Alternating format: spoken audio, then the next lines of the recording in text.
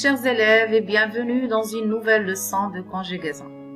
Aujourd'hui, je vais vous présenter un autre mode verbal, le présent du conditionnel. Voici les objectifs visés par cette séance. Identifier des verbes conjugués au présent du conditionnel, savoir conjuguer des verbes au présent du conditionnel, savoir utiliser les tableaux de conjugaison et employer à bon escient le présent du conditionnel. Commençons notre leçon par la rubrique « J'observe et je découvre » feuille et lisez attentivement le texte suivant. « Vois plus grand, petit frère » s'écria Hélène. « Si on était riche, vraiment riche, imagine ce qu'on pourrait faire. On achèterait un delta plein et un réservoir géant plein de soda.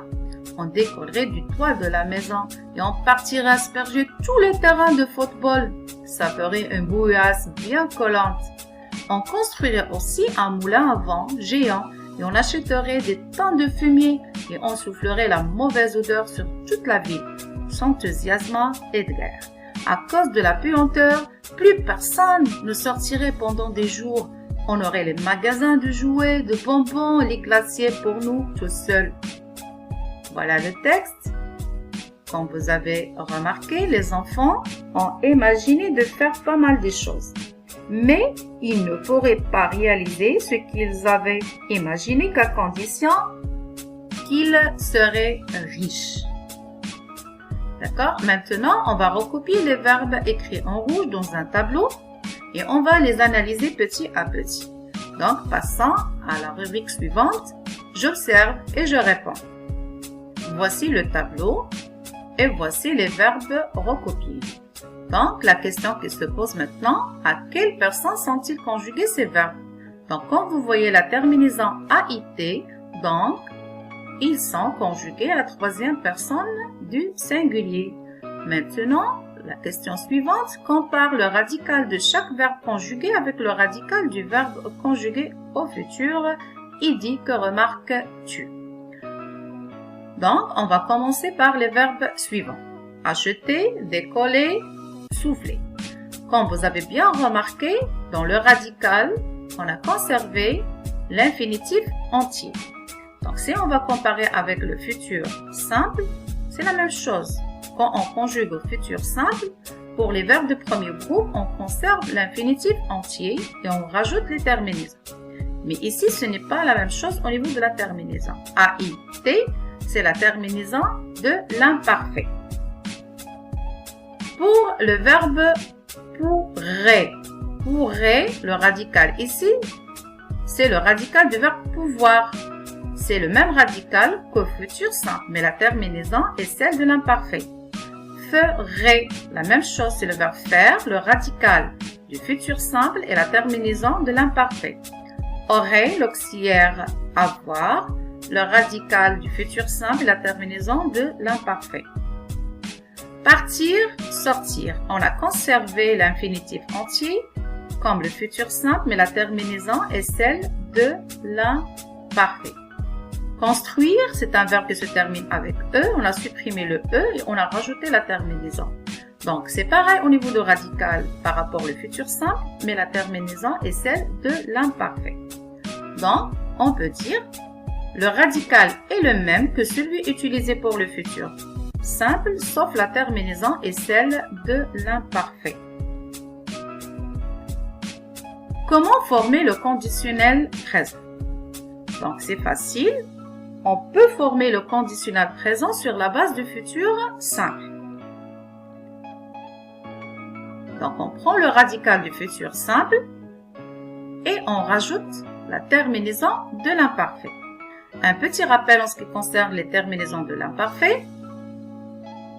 AIS, AIS, AIT, IONS, IEZ, AI, ENT. Pour les verbes du premier groupe et deuxième groupe, on conserve l'infinitif entier et on rajoute la terminaison de l'imparfait. Voilà un exemple, le verbe chanter. Je conserve l'infinitif entier et je rajoute la terminaison de l'imparfait. Je chanterai. Tu, chanterait. Il chanterait. Comme vous avez bien remarqué, comme le futur simple, on intercale le E entre le radical et la terminaison. Chanterait, chanterait, chanterait. Prenons le verbe finir comme exemple pour les verbes du deuxième groupe. Et je conserve le infinitif entier et je rajoute la terminaison de l'imparfait. Je finirai. Tu finirais. Il finirait. Nous finirions. Vous finiriez. Il finirait. Donc, comme vous avez bien remarqué, pour les verbes du premier groupe et deuxième groupe, on garde l'infinitif entier et on rajoute la terminaison de l'imparfait. Pour les verbes terminés en E, on supprime le E. Exemple, le verbe boire se termine par E. On supprime le E et voilà, je boirai, tu boirais, il boirait, etc. Le verbe dire, la même chose, on supprime le E et je dis je dirai. Le verbe mettre, je supprime le E et je dis je mettrai. Pour les verbes irréguliers. Au présent du conditionnel, les verbes ont le même radical qu'au futur simple. Les terminaisons sont identiques à celles de l'imparfait.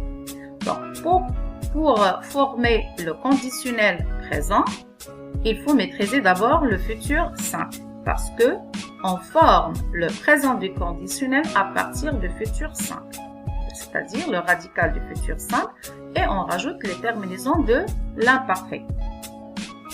Comme au futur simple, certains verbes double R. Par exemple, le verbe pouvoir, il pourrait. Le verbe voir, il verrait. Il courait, le verbe courir. Et tu enverrais, le verbe envoyer. Voici le radical des verbes irréguliers les plus utilisés qu'il faudra appliquer également aux verbes de leur famille.